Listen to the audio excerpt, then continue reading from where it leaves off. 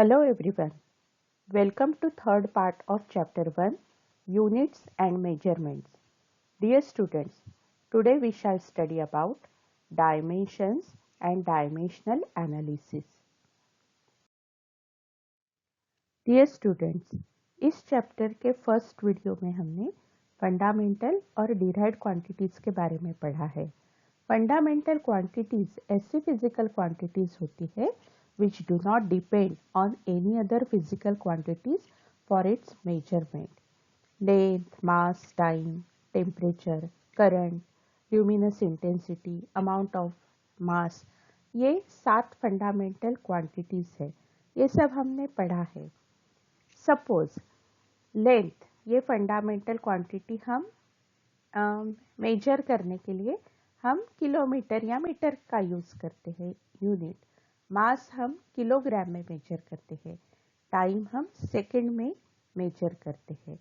तो सपोज हम लेंथ को डिनोट करते हैं कैपिटल एल से, मास को हम डिनोट करेंगे कैपिटल एम से, और ये जो टाइम है, टाइम को हम डिनोट करेंगे कैपिटल टी से। सपोज हमें वेलोसिटी लिखनी है, तो वेलोसिटी का फॉर्मूला क्या है हमें पता है। वेलोसिटी ये हमेशा डिस्प्लेसमेंट अपॉन टाइम होती है। वेलोसिटी ये हमेशा डिस्प्लेसमेंट अपॉन टाइम होती है। अब डिस्प्लेसमेंट क्या है? डिस्प्लेसमेंट ये लेंथ ही है, और हमने क्या कहा है कि लेंथ के लिए हम एल लिखेंगे। टाइम क्या है?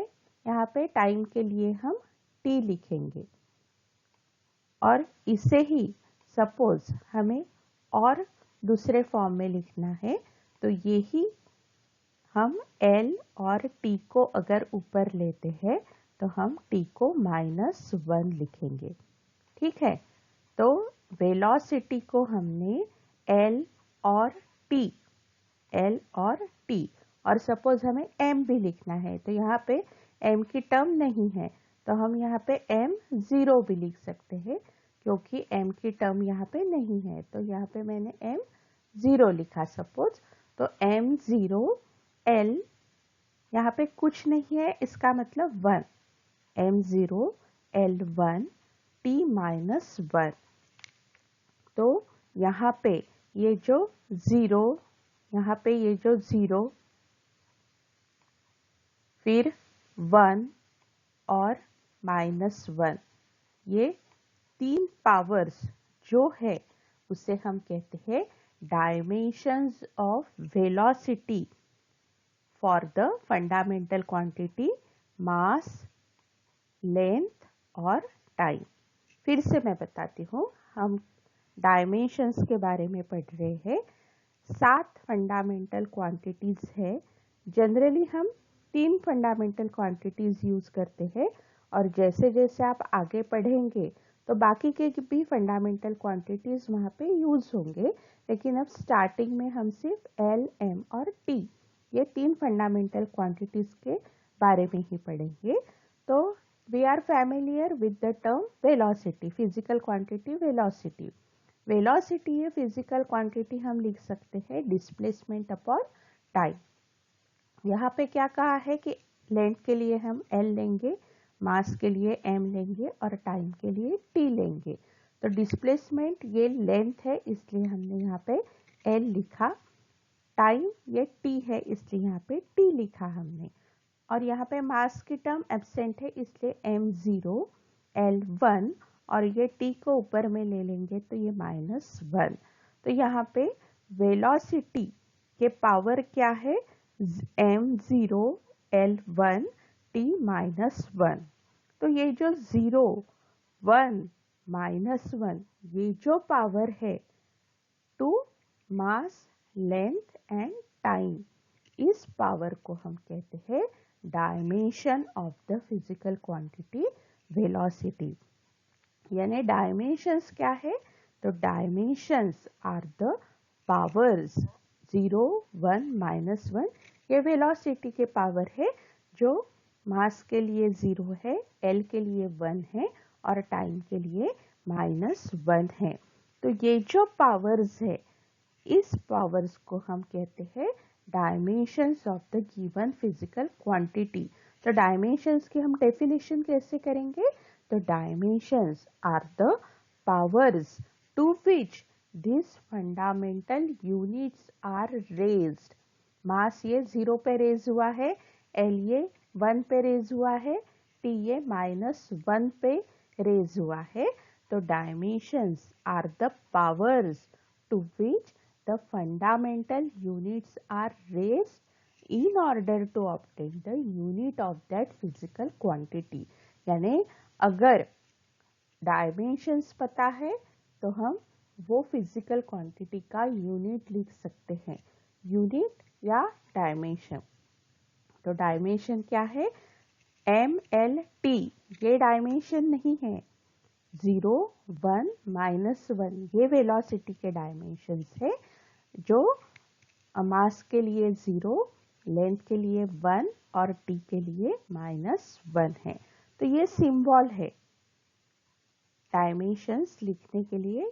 ये स्क्वायर ब्रैकेट डालते हैं हम और उसके बीच में जो जो फंडामेंटल क्वांटिटीज वो फॉर्मूले में आई है उसके लेटर्स हम लिखते हैं और उसका फिर पावर लिखते हैं।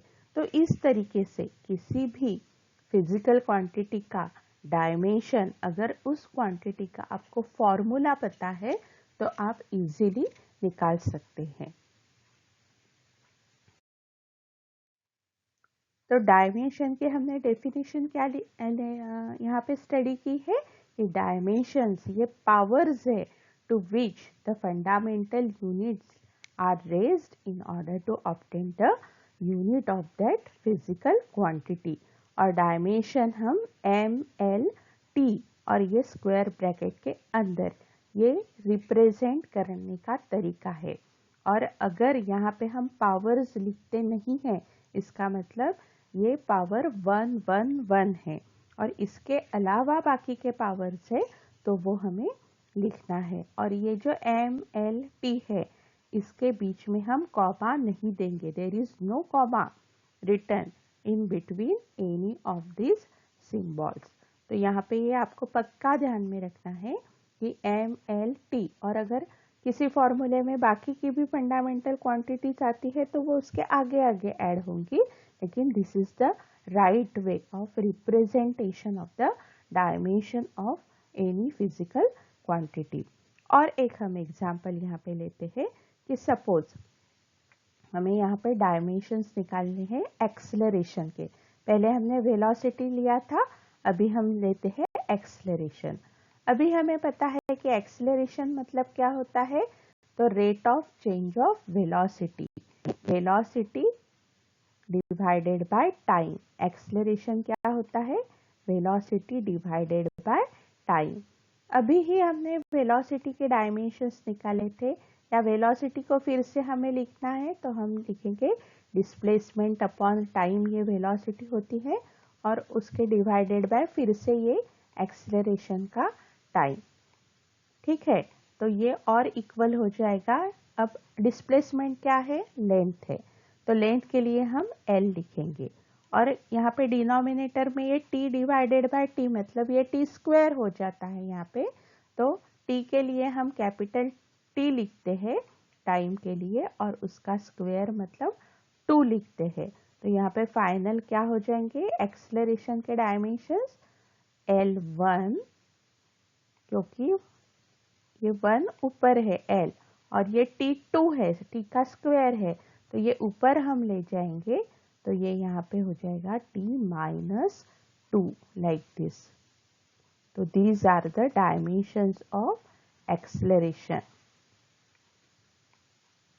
ये है डायमेंशंस ऑफ एक्सेलरेशन। तो डायमेंशंस क्या है, एक्सेलरेशन के 1, -1 to the fundamental quantity length and time. यानी ये जो पावर्स है ये हमेशा ध्यान में रखिए, ये कंसेप्ट है। डायमेंशंस मतलब क्या है, ये पावर्स है to which that fundamental quantity, यानी L ये 1 के लिए रेज हुआ है और टाइम ये -2 के लिए रेज हुआ है यहाँ पे, इसलिए इसका यूनिट यहाँ से हम क्या लिख सकते हैं, meter per second square. So dimensions are the power to which the fundamental units are raised. तो ये power, ये word बहुत यहाँ पे important है.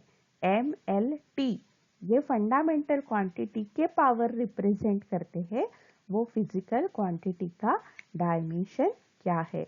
तो इस तरीके से आपको जो जो फिजिकल क्वांटिटीज पता है, जैसे अभी हमने देखा था वेलोसिटी, फिर एक्सलरेशन, इसके बाद में फोर्स. फोर्स से फिजिकल क्वांटिटी का डायमेंशन आप सबसे पहले निकाल के देखिए और उसके बाद में आप ये पूरा फोर्स का डायमेंशन आपको on the tip of your tongue होना चाहिए, क्योंकि बहुत से फिजिकल क्वांटिटीज ऐसे हैं कि उसमें फोर्स आता है, और अगर आपको फोर्स के डायमेंशन पता है तो आपकी ये जो कैलकुलेशन प्रोसेस है, ये कैलकुलेशन प्रोसेस आपकी बहुत फास्ट हो जाएगी.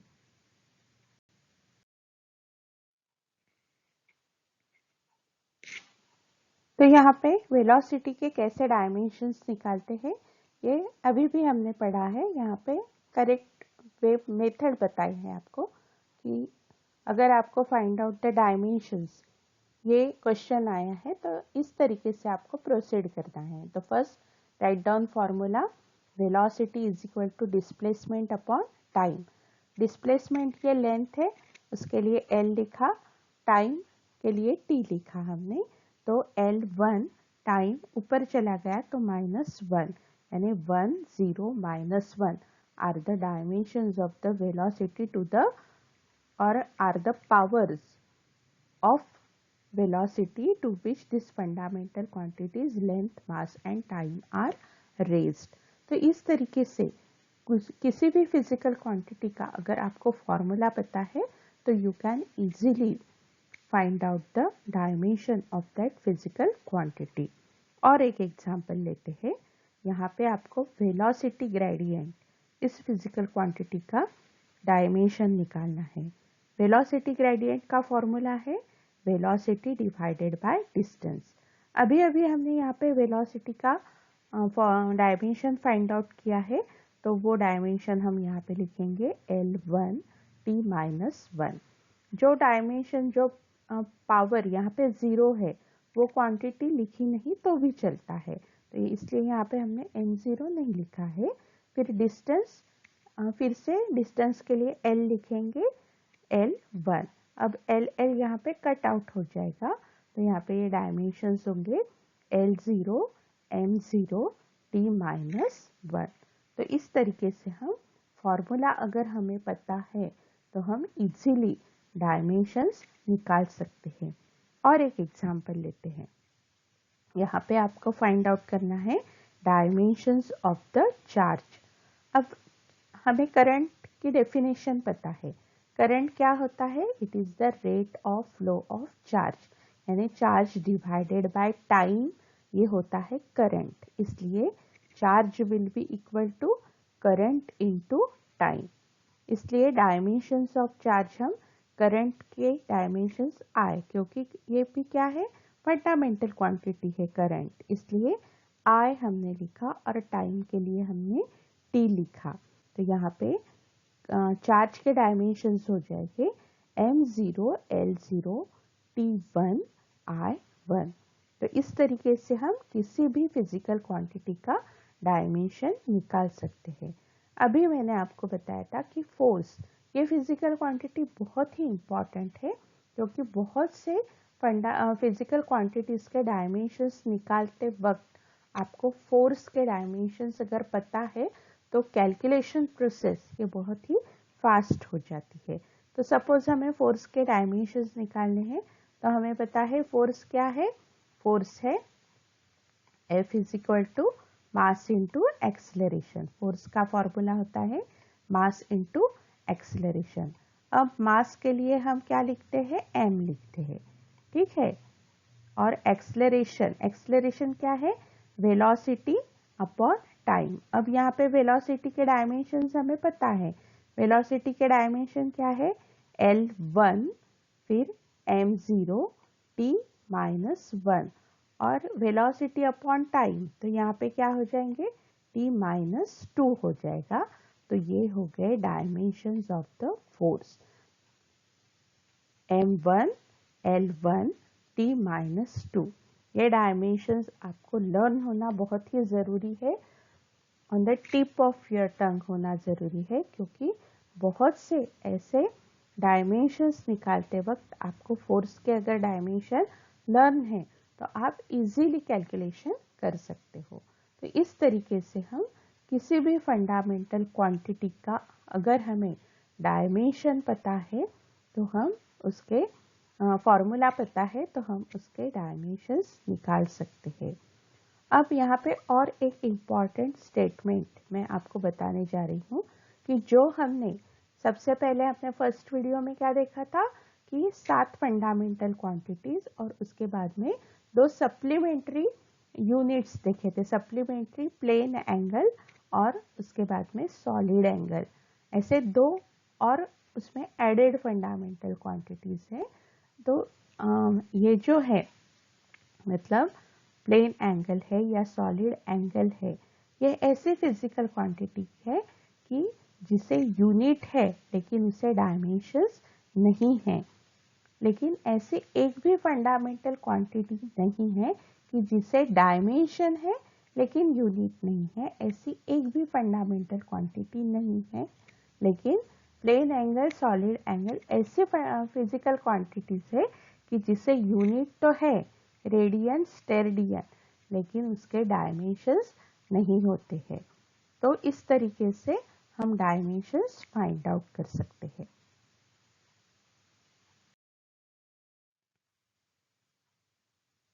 और यहाँ पे डेंसिटी के आपको फाइंड आउट करके दिए हैं। डेंसिटी क्या होता है? Mass upon volume. डेंसिटी का फॉर्मूला होता है मास अपॉन वॉल्यूम।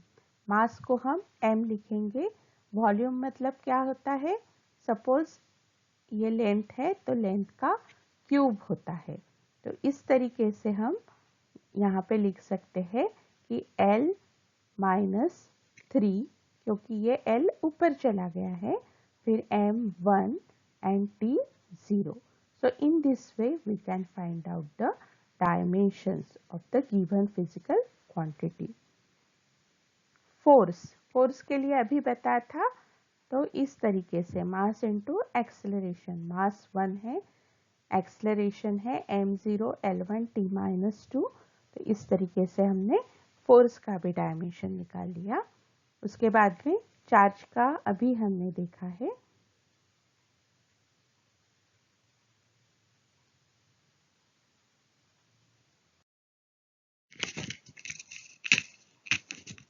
अब यहाँ पे ये एक्सरसाइज में दिया हुआ प्रॉब्लम यहाँ पे सॉल्व करते हैं। What are the dimensions of the quantity small l square root of l upon g। l यहाँ पे दी है लेंथ और g दिया है एक्सेलरेशन ड्यू टू ग्रेविटी। अब यहाँ पे हम गिवन लिखते हैं l, ये लेंथ है इसलिए l के डायमेंशन हमने l लिख लिए। फिर g है एक्सेलरेशन ड्यू टू ग्रेविटी, जो है एक्सेलरेशन ही, इसलिए उसे भी डायमेंशन हो गए एक्सेलरेशन के L1 t-2। अब यहाँ पे इस फिजिकल क्वांटिटी के डायमेंशन हमें निकालने हैं, इसलिए दी हुई क्वांटिटी हम वैसे के वैसे यहाँ पे कंसिडर करेंगे। स्मॉल l के लिए हम L1 लिखेंगे, फिर ये स्क्वायर रूट के अंदर है, स्क्वायर रूट के हम इस साइन के अलावा हम इसको पावर 1/2 दे सकते हैं, इसलिए स्मॉल l की जगह पे l⁻1/2 और g यहाँ पे ये नीचे डिनोमिनेटर में होने की वजह से हम यहाँ पे लिखते हैं l(t⁻²). डायमेंशंस g के है, एक्सेलरेशन के है, और ये इसे ऊपर ले जाएंगे तो इसका पावर हो जाएगा -1/2। अब यहाँ पे l का पावर है 1, इस l का पावर है इस l का पावर है 1/2 और ये l का पावर है -1/2। 1/2 -1/2 ये यहाँ पे 0 हो जाएंगे तो सिर्फ l बचेगा, इसलिए l 1 आ गया यहाँ पे। फिर t के लिए t⁻² इंटू -1/2, तो ये 2 कैंसिल आउट हो जाएगा और माइनस माइनस प्लस हो जाएगा, तो यहाँ पे सिर्फ T1 बचेगा। तो ये जो दी हुई फिजिकल क्वांटिटी है उसके डायमेंशंस आएंगे L1 T1। तो इस तरीके से किसी भी फॉर्मूले के आप डायमेंशंस निकाल सकते हो, प्रोवाइडेड द, यहाँ पे जैसे L है, G है, ये कौन कौन सी फिजिकल क्वांटिटी है इसका अगर एक्सप्लेनेशन दिया है और फॉर्मूला दिया है तो आप इजीली डायमेंशंस इस तरीके से निकाल सकते हो। अब ये जो हमने फिजिकल क्वांटिटीज के डायमेंशंस निकाले हैं, ये डायमेंशंस का यूज है, क्या क्या यूजेस है ये डायमेंशनल एनालिसिस के, उन यूजेस के बारे में हमें यहाँ पे अभी पढ़ना है। तो इस वीडियो में हम पहला वाला यूज लेंगे, बाकी के 2 यूजेस है वो हम नेक्स्ट वीडियो में कवर करेंगे। तो पहला यूज है डायमेंशनल एनालिसिस का, वो है to check the correctness of the physical equations. अब इसका मीनिंग क्या है?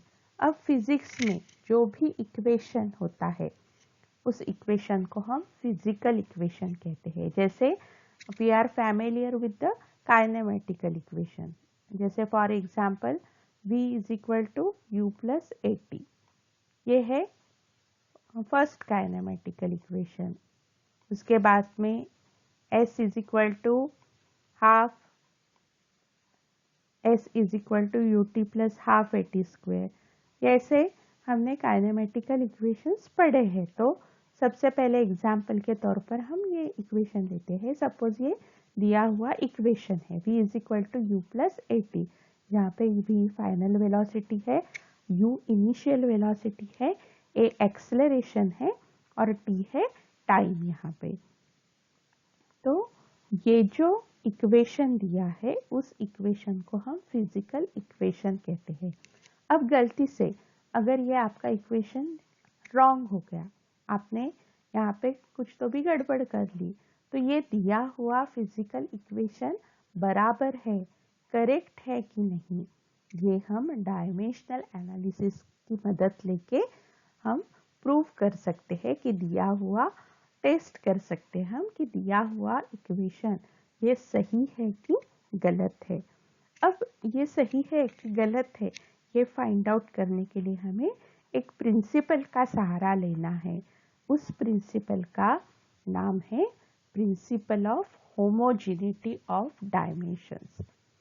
कोई भी दिया हुआ इक्वेशन करेक्ट है कि गलत है, ये हम डायमेंशनल एनालिसिस से चेक कर सकते हैं। और ये चेक करने के लिए हमें कौन सा प्रिंसिपल यूज करना है? Principal of homogeneity. अब प्रिंसिपल ऑफ होमोजेनिटी क्या है? तो सिंपल वर्ड्स में अगर लेंथ है तो लेंथ में लेंथ ही ऐड होगी। समझ में आ रहा है? लेंथ में लेंथ ही ऐड होगी। मास है तो मास में मास ही ऐड होगा। अगर फोर्स है न्यूटन, हम फोर्स न्यूटन में मेजर कर सकते हैं तो फोर्स में फोर्स ही ऐड होगा। ऐसा नहीं है कि हम लेंथ और टाइम 2 फिजिकल क्वांटिटीज ऐड कर रहे हैं। तो अगर L प्लस T हम कंसिडर करते हैं, इसका मतलब हम ऐड क्या कर रहे हैं? लेंथ और टाइम। ये कभी भी पॉसिबल नहीं है। तो यही है प्रिंसिपल ऑफ होमोजेनिटी। होमो मतलब एक समान, एक जैसी, एक सरीकी, सिमिलर। तो कोई भी सिमिलर फिजिकल क्वांटिटी, एक जैसी फिजिकल क्वांटिटी ऐड होगी या सब्ट्रैक्ट होगी।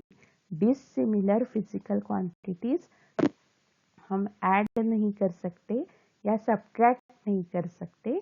ये है प्रिंसिपल ऑफ होमोजेनिटी। तो इसका मतलब क्या है कि दिए हुए फिजिकल इक्वेशन में जितनी भी क्वांटिटीज होगी वो सभी क्वांटिटीज के डायमेंशंस हमेशा सेम रहेंगे। This is the principal of homogeneity. यानी वेलोसिटी में क्या हम ऐड कर सकते हैं? वेलोसिटी में हमेशा वेलोसिटी ही ऐड होगी। वेलोसिटी में कभी भी मास या एक्सेलरेशन ऐड नहीं होगा अलग अलग। ये वेलोसिटी की टर्म है तो ये भी वेलोसिटी की टर्म होगी, और ये कंबाइन, समझ में आ रहा है, ये कंबाइंड टर्म भी वेलोसिटी की होगी। मतलब this is velocity, this is velocity, and combine AT should also be velocity, then and only then this equation will be correct। तो ये जो प्रिंसिपल ऑफ होमोजेनिटी है इसका सहारा लेके हम करेक्टनेस फिजिकल इक्वेशन का हम टेस्ट कर सकते हैं। एग्जाम्पल के तौर पे यहाँ पे देखिए, v is equal to u plus AT, ये दिया हुआ हमारा फिजिकल इक्वेशन है। हमें अभी पता नहीं है कि ये इक्वेशन गलत है या सही है। हम क्या करेंगे? We will just take the help of principle of homogeneity, जो बताता है कि दो सिमिलर क्वांटिटीज होमो मतलब एक समान क्वांटिटीज ऐड होगी या सब्ट्रैक्ट होगी, यानी जो भी हम फिजिकल क्वांटिटी दो ऐड करेंगे तो उसका डायमेंशन ये हमेशा सेम ही रहेगा। तो सबसे पहले हम क्या करते हैं? दिया हुआ इक्वेशन लिखते हैं। अब ये इक्वेशन में कितने टर्म्स है? तो ये एक टर्म है, ये दूसरी टर्म है, और AT ये तीसरी टर्म है। A को एक टर्म और T को एक टर्म ऐसे नहीं समझना है। प्लस साइन के पहले जितने भी लेटर्स है वो एक टर्म होगी, और उसके बाद में जितने भी लेटर्स है वो दूसरी टर्म होगी। अब एक तीन टर्म्स है तो तीन टर्म्स के हम क्या करेंगे? बारी बारी से इसके डायमेंशंस निकालेंगे। सबसे पहले हम v लेते हैं। v के डायमेंशंस क्या होंगे? l t minus 1। अब ये समझाने की जरूरत नहीं है, इसके पहले हमने निकाले हैं वेलोसिटी के डायमेंशंस। तो वेलोसिटी के डायमेंशन से l1 t माइनस 1। फिर दूसरी यहाँ पे क्वांटिटी लेते हैं, टर्म लेते हैं u। अब ये फाइनल वेलोसिटी है, ये इनिशियल वेलोसिटी है, तो वेलोसिटी वेलोसिटी है, इसलिए v के u के भी डायमेंशंस क्या होंगे? Same as that of v। अब तीसरी टर्म कंसीडर करते हैं जो ये इक्वेशन में दी है, AT। a क्या है? एक्सेलरेशन है, t है टाइम। एक्सेलरेशन के डायमेंशंस लिखे हमने l1 t माइनस 2, टाइम के डायमेंशंस निकाले t1। तो यहाँ पे ये फाइनल हो जाएगा l1 t माइनस 1। तो यहाँ पे ये इक्वेशन 2, इक्वेशन 3 और इक्वेशन 4, ये 2, 3 और 4 से हमें ऐसे दिखाई देता है कि dimensions of all the terms in this equation 1 are same. इसलिए गिवन इक्वेशन क्या है? This equation is dimensionally correct. तो इस तरीके से हम ये डायमेंशनल एनालिसिस का यूज करके हम करेक्टनेस फिजिकल इक्वेशन का चेक कर सकते हैं। सबसे पहले आपको क्या करना है?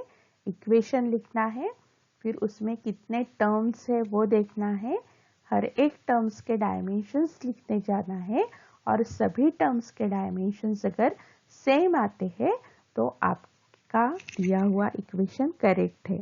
अब यहाँ पे गलती से भी l2t माइनस 1 ऐसे आ जाता तो ये दोनों मैच हो रहे हैं, लेकिन तीसरा अगर मैच नहीं होता है तो भी वो दिया हुआ इक्वेशन ये डायमेंशनली इनकरेक्ट है। तो इस तरीके से हम यहाँ पे प्रिंसिपल ऑफ होमोजेनिटी यूज करके हम करेक्टनेस वेरीफाई कर सकते हैं दिए हुए फिजिकल इक्वेशन का। और एक प्रॉब्लम यहाँ पे ट्राई करते हैं। यहाँ पे आपको दिया है, ये आपके बुक में अनसॉल्व प्रॉब्लम है। An electron with charge E enters a uniform magnetic field B with the velocity v. The velocity is perpendicular to the magnetic field. The force on the charge E is given by F is equal to BeV. So obtain the dimensions of B. यहाँ पे क्या दिया है, F is equal to BeV, ये एक formula दिया है। अब आपको बाकी का कुछ भी नहीं समझता है तो भी आपको जस्ट फोकस किसके ऊपर करना है, फॉर्मूला क्या दिया है। हमें फॉर्मूला दिया है F is equal to BeV। हर एक टर्म का मीनिंग दिया है कि F का मतलब क्या है, B का मतलब क्या है, E का मतलब क्या है, V का मतलब क्या है, और उससे हमें डायमेंशंस B के निकालना है। तो सबसे पहले हम क्या करते हैं कि ये जो फॉर्मूला है ये फॉर्मूला लिख लेते हैं, F is equal to BeV। अब डायमेंशंस B के निकालना है, इसलिए ये फॉर्मूला हम B के फॉर्म में मॉडिफाई कर लेते हैं। तो B is equal to F divided by E into V हो जाएगा।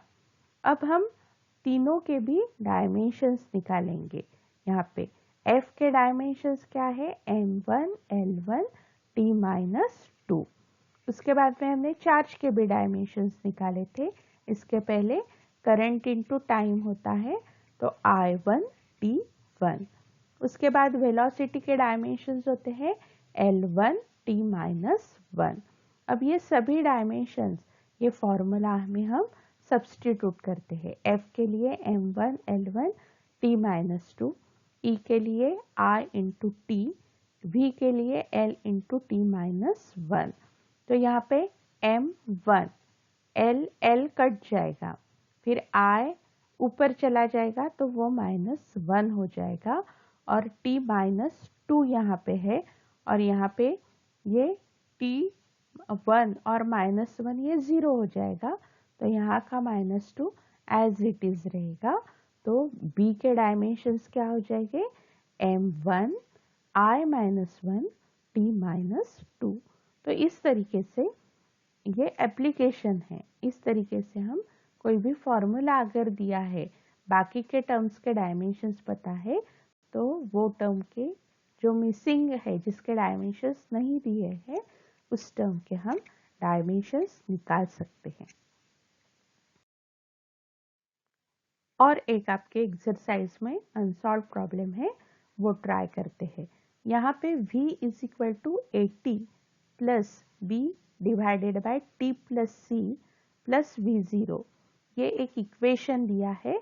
जो इक्वेशन डायमेंशनली करेक्ट है, वैलिड इक्वेशन है, ऐसे दिया है।